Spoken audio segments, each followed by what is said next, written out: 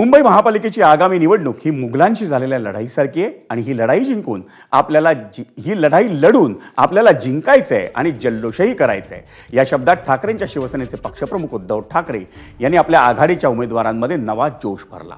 मुंबईतल्या शिवसेना भवनात झालेल्या मेळाव्यात उद्धव ठाकरे यांनी आज आपल्या शिवसेनेसह मनसे आणि शरद पवारांच्या राष्ट्रवादी काँग्रेसच्या उमेदवारांना संबोधित केलं।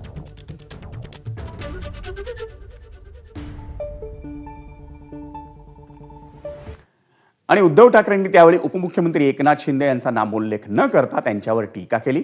आपल्या शिवसेनेसह मनसे आणि शरद पवारांच्या राष्ट्रवादीच्या उमेदवारांना मार्गदर्शन करताना उद्धव ठाकरेंनी नेमकं काय म्हटलं आपण पाहूयात ग्राफिक्समधून।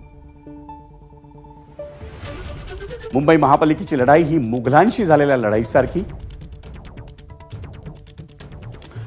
सूर्याजी पिसाळच्या गद्दारीचा टिळा हा 400 वर्षांनंतरही पुसला गेलेला नाही।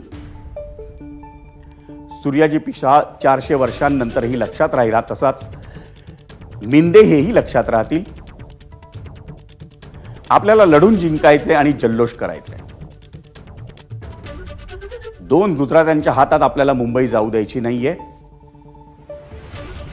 आपण मनापासून काम करा, समोरून धनाचा वर्षाव मोठ्या प्रमाणावर होणार आहे। एकही जागा नतद्रष्टांच्या हाती जाऊ द्यायची नाही। इथं आलेले सर्व उमेदवार हे निवडून आले पाहिजेत।